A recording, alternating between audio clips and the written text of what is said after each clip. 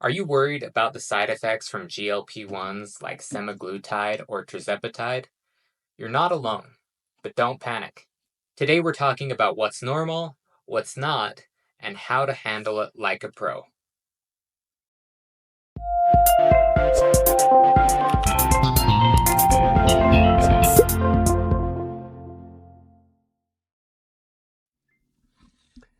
All right, everyone, welcome back to another episode of the Weight Loss War podcast.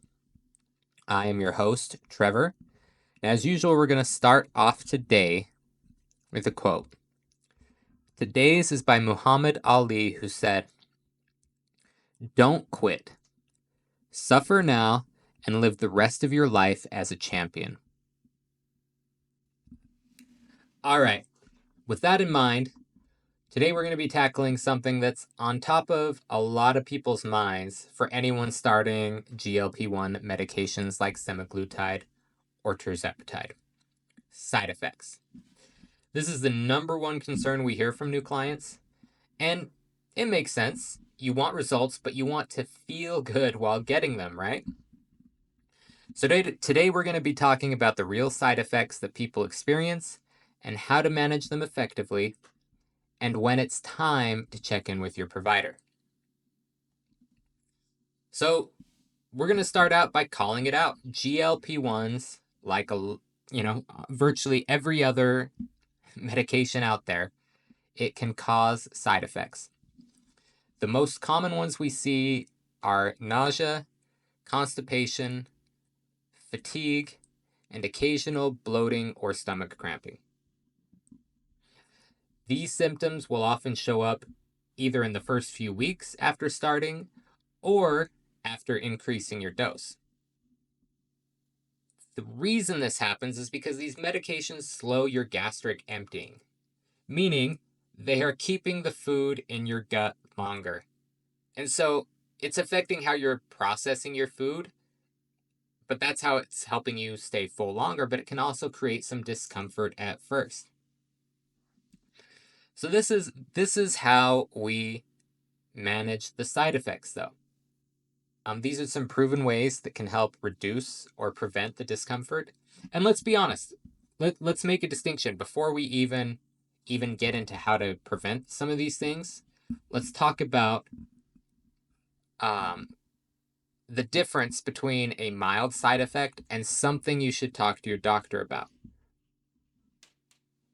Really, mild nausea, a little bit of constipation, or, some slight fatigue, these things are normal.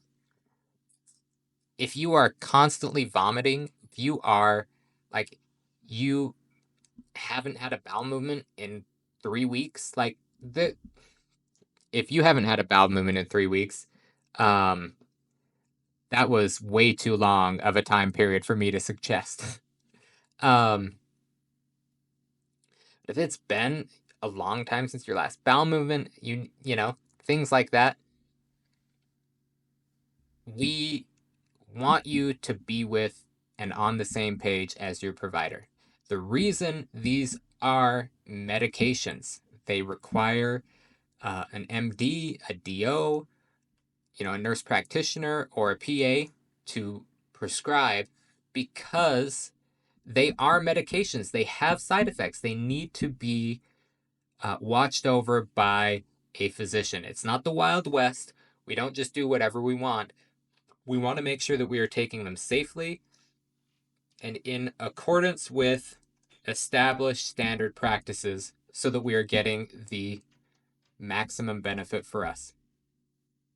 So don't be afraid to reach out to your provider if you're having severe vomiting, horrible constipation, really bad fatigue, any other side effects that are beyond normal mild discomforts.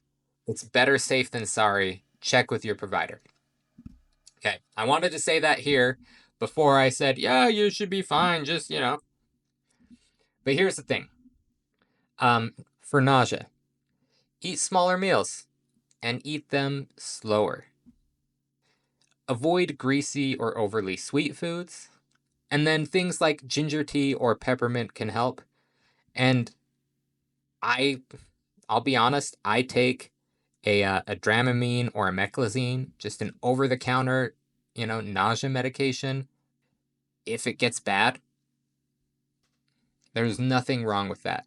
Normally, and my physicians say this all the time at our weight loss clinic, we don't normally, like to prescribe something and then prescribe something for the side effects and then prescribe another thing for the side effects and then another thing for the side effects. And then you've just got this train of medications.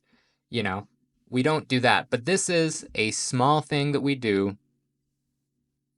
It can have huge health benefits to, reduce your weight, all of those things. And if you have a little bit of nausea, take a Dramamine. It can help. Just a little something, it's not forever. You don't need one every single day, but it can and will help if that's something that you're experiencing. The next thing is for constipation. If you're having this side effect, increase your fiber gradually. Drink plenty of water. And then you can add magnesium sulfate or citrate, not sulfate, magnesium citrate or stool softeners if needed. There is nothing wrong with that. Just always check with your provider if you have any questions. But there are things that we can do to mitigate those as well. And then fatigue. Make sure you're eating enough protein. That helps combat things so much. Your body needs protein. Not just for energy levels, but you need protein so that you are going to keep your muscle mass. And that's going to help you in the long run. Stay hydrated. Make sure you're drinking enough water. And then don't overtrain. Take it a bit slow. Let your body acclimate. It's an adjustment. You're not consuming as much. You need, to make sure that you're not overdoing things. It's all about giving your body time to adapt and adjust your habits accordingly. So, those are things that we recommend. But let's talk about again when to worry and when not. So, what's normal would be mild nausea, temporary fatigue, slight constipation, and bloating. Okay? And like we call it normal discomfort, but like we've all experienced these things. We know when it's severe and when it's not. But red flags are persistent vomiting, severe abdominal pain, dehydration, and dizziness or weakness that gets worse. If anything feels severe or doesn't improve after a few days, reach out to your provider. It is always better to get it checked out early than not. Okay? I can't stress this enough. That is why they are prescribed, not just over the counter. If you're feeling severe side effects, reach out to your provider. It will be okay. Everything, will work out. They want to help just as much as you want to have it help, So reach out to them, get it checked out early. Can't stress it enough.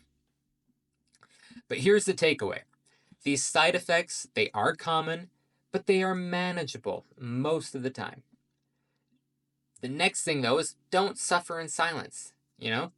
First thing, make a couple of tweaks. Make sure you're getting hydrated. Make sure you're getting hydration. Gosh, sometimes I can't speak. Make sure you're hydrated. And then remember, the dosing can make a huge difference.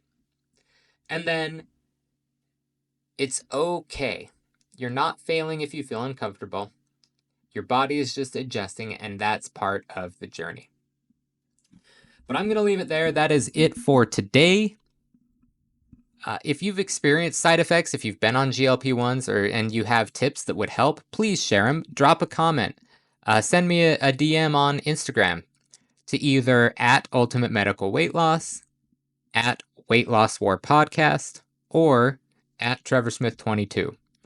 I'd love to talk about it. We should have a normal, open conversation about this stuff so that we can help each other. And if this episode did help you, please follow, rate, and share it with someone who's just starting their GLP-1 journey. Until next time, I'm Trevor. Stay patient, stay informed, and keep fighting your weight loss war.